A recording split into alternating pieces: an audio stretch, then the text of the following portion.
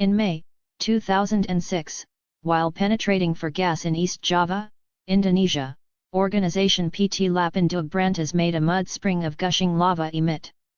By September 2006, the hot mud flow had immersed rice paddies and towns, bringing about the relocation of in excess of 11,000 individuals from 8 towns. 25 industrial facilities must be relinquished, and fish and shrimp lakes were demolished. Transportation and Force Transmission Foundation has been harmed broadly in the territory. The mud stream is as yet continuous at a pace of 100,000 cubic meters for every day, at time of composing. An examination has discovered that the mud spring of gushing lava is falling under its own weight, potentially starting caldera arrangement. It is normal that the stream will proceed for at any rate an additional 30 years. On January 15, 1919, a tank of molasses detonated in Boston's North End. The blast caused a colossal shockwave that was adequate to thump houses off their establishments. Shards of metal from the tank were found up to 200 feet away. Directly after the blast, this mishap took an extremely unusual turn. The tank was loaded up with 2.3 million gallons of molasses. At the point when the tank detonated, the molasses shaped a 25 to 30 feet wave that experienced the lanes of Boston at rates of around 35 miles per hour. Individuals trapped in the wave were either crushed against enormous items, or they suffocated in the molasses. This abnormal mishap caused 21 passings and 150 wounds. Gossip has it that, on a hot day in the North End, the air despite everything smells sweet. On January 28, 1393, King Charles VI of France facilitated a ball to commend the marriage of Queen Isabeau's house cleaner of respect. Charles had the splendid plan to have himself and 5 of his companions mask themselves as savages. The thought took an unusual turn when the men chose to cover themselves with pitch and plumes. Keep in mind, pitch is truly combustible and the essential well springs of light inside at the time were lights. The men entered the ball masked thusly and affixed together. A frightful mishap happened when a man moved toward them with a light so he could show signs of improvement. Look. The men went up on fire right away. The Lord was spared by Jeanne de Boulogne, who tossed her underskirts over him to put out the burst. One other of the men had the option to dedicate himself completely to a tank of water. Different survivors of this weird mishap were not all that fortunate. 2 consumed alive that night at the ball. The other 2 kicked the bucket inside days from their wounds. On October 16, 1814, a tank of lager at London's Moore and Company brewery aired out. Brew spouted out, causing one more tank to open.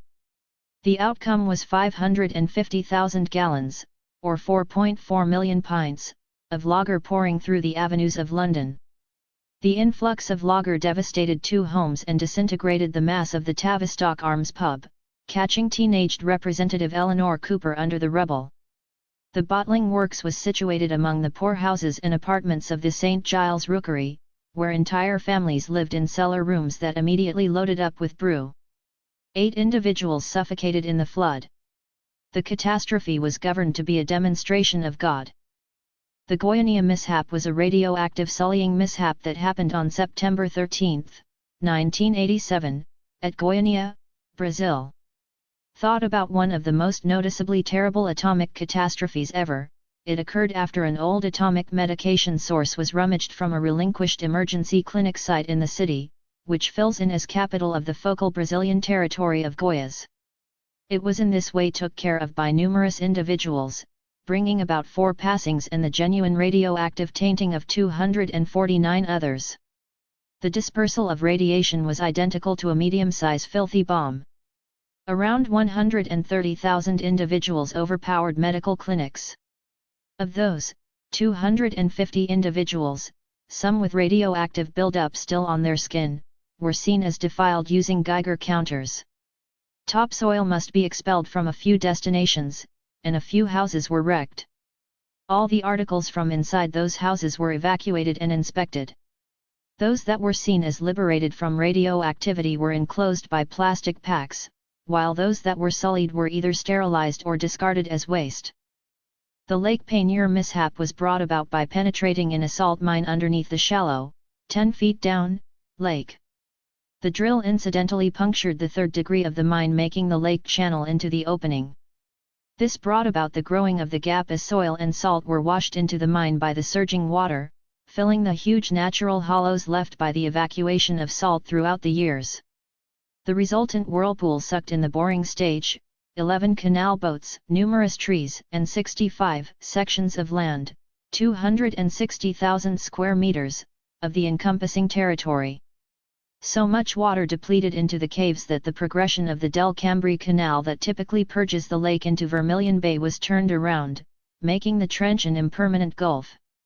This reverse made, for a couple of days, the tallest cascade ever in the province of Louisiana, at 164 feet, 50 m, as the lake topped off with salt water from the Del Cambri Canal and Vermilion Bay. The water downflowing into the mine caves uprooted air which emitted as packed air and afterward as 400-foot, 120 m, fountains up through the mines. Gossip has it that while Napoleon was experiencing a terrible hack, he incidentally requested the execution of 1,200 detainees. His officials had been anticipating orders from the ruler when he was seized by a hacking fit.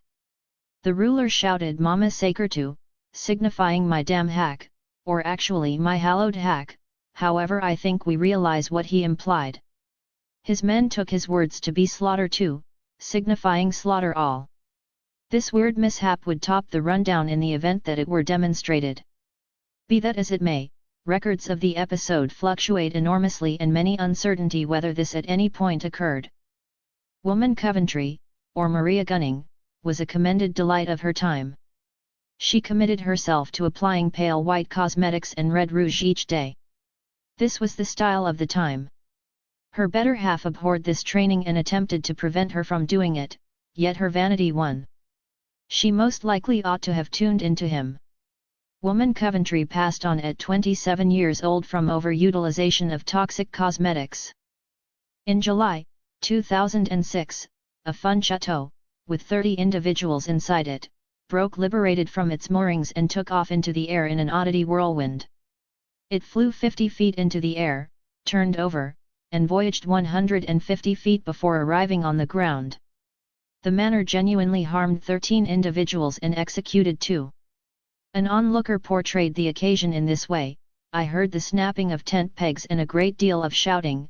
At that point the inflatable flew high up and bodies were dropping from it. It was simply butchery. There were individuals wherever lying on the ground. Some had been on the inflatable when it took off, others were hit on the ground." On July 31, 1815, in Philadelphia, County Durham, England, an early test railroad train, Brunton's Mechanical Traveller, exploded. This motor, otherwise called the steam horse, ran on 4 wheels, however was pushed by mechanical feet.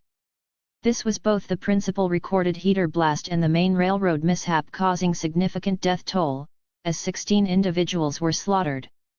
The mishap is excluded from numerous writings since it was on a mechanical wagonway or platevoi, as opposed to an open railroad.